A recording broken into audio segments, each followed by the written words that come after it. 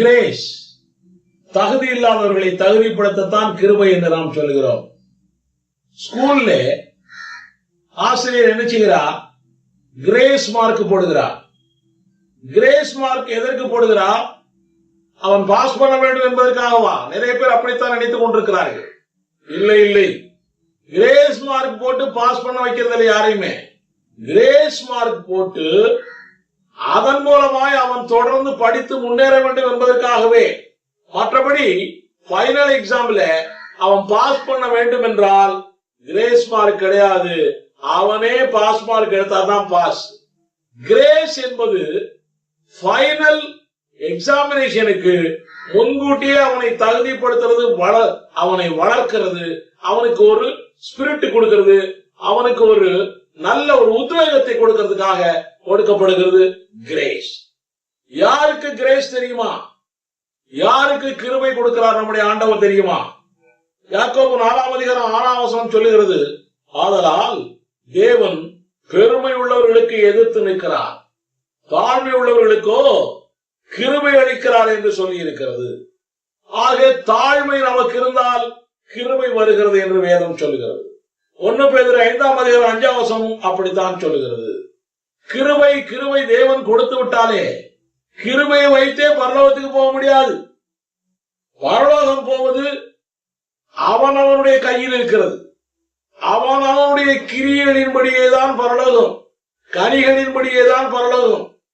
உதவி செய்வது, பரலோகத்துக்கு போறதுக்கு உதவி செய்கிறது தேவனுடைய கிருபை. விழுந்தாலும் தூக்கி விடுவார், நீ தவறினாலும் தூக்கி விடுவார். அப்படித்தான் அவர் கிருபையை அவர் செய்து கொண்டிருக்கிறார். கிருபையால் ஒருவேளை நமக்கு வரங்கள் கிடைக்கலாம், கிஃப்ட் வரங்கள் கிடைக்கலாம். ஆனால் ஆவியின் கனியோ நீதியின் கனியோ கிருபையால் கிடைக்காது. அது நம்மால் தான். நாம் தான் ஆவியின் கனியையும் நீதியின் கனியையும் நமக்குள்ளே கிரியேட் பண்ணி கொள்ள வேண்டும். அதற்கு உதவி செய்கிறவர் தான் ஆவியானவர். ஆக கிருபையினாலே நமக்கு ஒருவேளை ரட்சிப்பு கிடைக்கலாம், 7 தரம் விழுந்தாலும் எழும்பலாம். ஆனால் கிருபையால் முழுமையாய் நமக்கு பரலோகம் கிடைக்காது. நம் தேவன் சொல்லுகிறார், அவர் கொடுக்கிற கிருபை, அவர் காட்டுகிற கிருபை என்றென்றைக்கும் மாறாது என்று சொல்லிக் கொண்டிருக்கிறார்.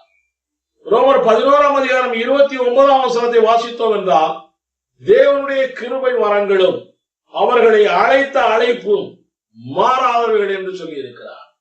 என்றைக்கு தேவன் கிருபையாய் நம்மை அழைத்திருக்கிறாரோ கடைசி வரைக்கும் அவர் நம்மை விட்டு போக மாட்டார்.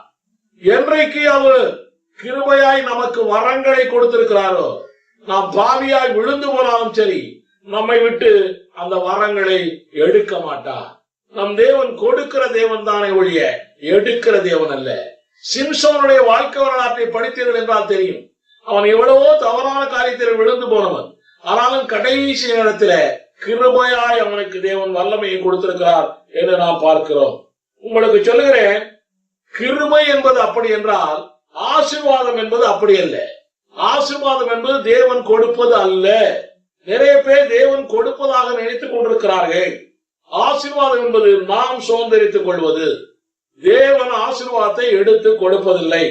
உபாகமம் 11:26-28 சொல்லப்பட்டிருக்கிறது, இதோ நான் உங்களுக்கு முன்பாக ஆசீர்வாதத்தையும் சாபத்தையும் வைக்கிறேன். இன்று நான் உங்களுக்கு கற்பிக்கிறேன்.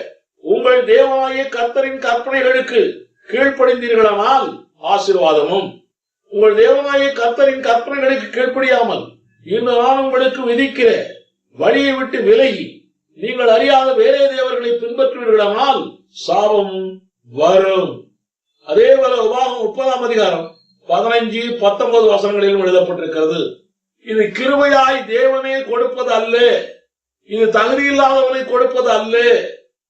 மார்க்கே வாங்காதவனுக்கு, படிக்காதவனுக்கு,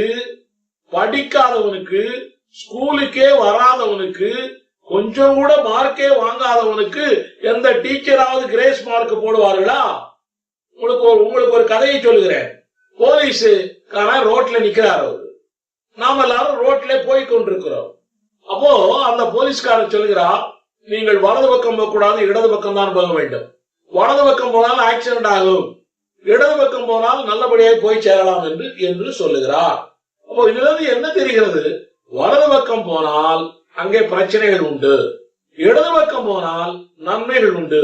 அதே போலதான் நம்ம ஆண்டவர் சொல்லுகிறார், என்னுடைய வார்த்தைப்படி நீங்கள் நடந்தால் உங்களுக்கு ஆசீர்வாதம் உண்டு, என்னுடைய வார்த்தைப்படி நீங்கள் நடக்காவிட்டால் உங்களுக்கு சாபம் உண்டு என்று தேவன் சொல்லுகிறார். வேதத்திலே கர்த்தர் தான் ஆசீர்வாதத்தை அள்ளி அள்ளி கொடுக்கிறார் என்று பலர் நினைக்கிறார்கள். அதற்கு ஆதாரமாய் வசனங்களும் நிறைய இருக்கின்றன. சங்கீதம் 37:22 சொல்லுகிறது, அவரால் ஆசீர்வதிக்கப்பட்டவர்கள் பூமியை சுதந்திரித்துக் கொள்வார்கள், அவரால் சபிக்கப்பட்டவர்களோ அறுப்புண்டு போவார்கள்.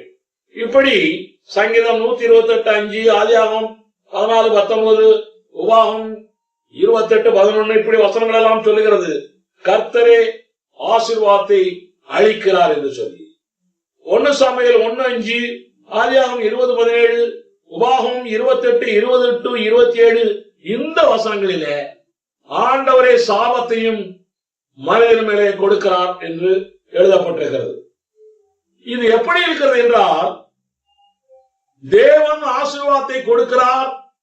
இது எந்த வகையில் நாம் இதை எடுத்துக்கொள்ள வேண்டும் என்றால், நம்ம எல்லாருக்கும் தெரியும், இந்த காலகட்டத்தில் அதுவும் விசேஷமாய் தமிழ்நாட்டில் பெரியவர்களிடம் ஆசீர்வாதம் பெறுவது அது ஒரு பெரிய காரியமாய் எல்லா மக்கள் மத்தியிலும் இருக்கிறது.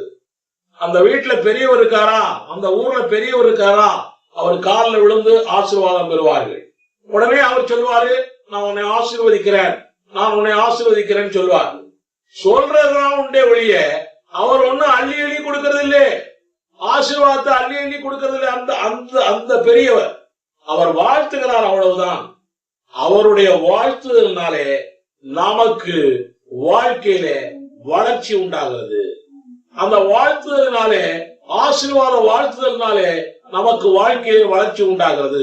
அதே போலதான் நம்முடைய ஆண்டவர் ஆசீர்வதிக்கிறார் என்று வேதத்திலே போட்டிருந்தாலும் கூட அது வாழ்த்துதல்.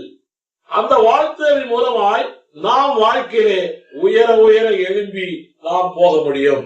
ஆபிரகாமுக்கு கொடுக்கப்பட்ட அதே ஆசீர்வாதங்கள் இன்றும் என்றும் இஸ்ரவேலர்களுக்கும் அதுதான், கிறிஸ்தவர்களாகிய நமக்கும் அதுதான். விசுவாச மார்க்கத்தால் அத்தனை பேருக்கும் அதுதான் ஆசீர்வாதம். இருதய விருத்த சேதனம் பண்ணின அத்தனை பேருக்கும் அதுதான் ஆசீர்வாதம்.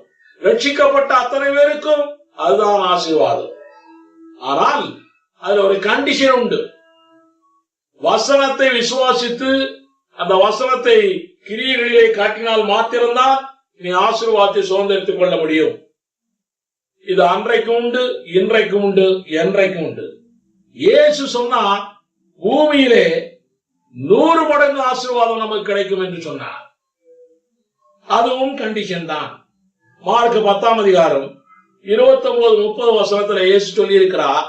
அதற்கு இயேசு பிரதி உத்தரமாக, என் நிமித்தமாகவும் சுவிசேஷத்தின் நிமித்தமாகவும் வீட்டையாவது சகோதரரையாவது சகோதரிகளையாவது தகப்பனையாவது தாயாவது மனைவியாவது பிள்ளைகளையாவது நிலங்களையாவது விட்டவன் எவனும் இப்பொழுது இம்மையிலே துன்பங்களோட கூட 100 வீடுகளையும் சகோதரையும் சகோதரிகளையும் தாய்களையும் பிள்ளைகளையும் நிலங்களையும் மறுமையிலே நித்திய ஜீவனையும் அடைவான் என்று மெய்யாகவே உங்களுக்கு சொல்லுகிறேன்.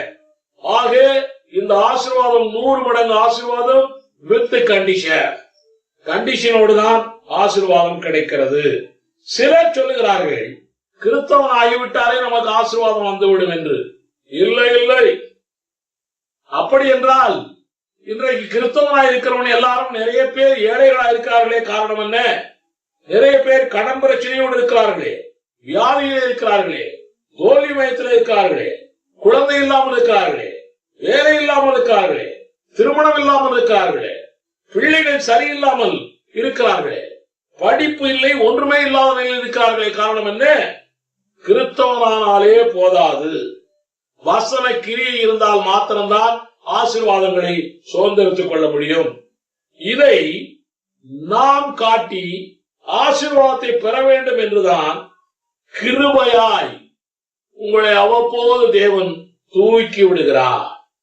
விழுந்து போகாதே, சோர்ந்து போகாதே, நலிந்து போகாதே என்று சொல்லி உன்னை தூக்கி தூக்கி விட்டு, கிருபையாய் தூக்கி விட்டு, நீ வசனம் விசுவாச கிரியை உன்னுடைய வாழ்க்கையிலே காட்டு, ஆசீர்வாதத்தை பெற்றுக்கொள் என்று ஆண்டவர் சொல்லுகிறார்.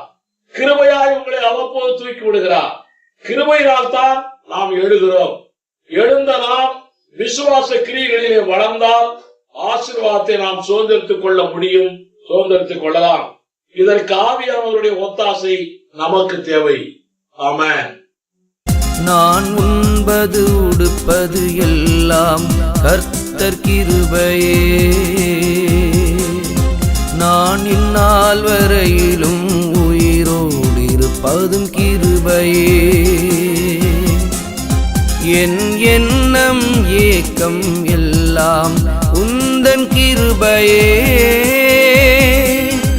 என் எண்ணம் ஏக்கம் எல்லாம் உந்தன் கிருபையே.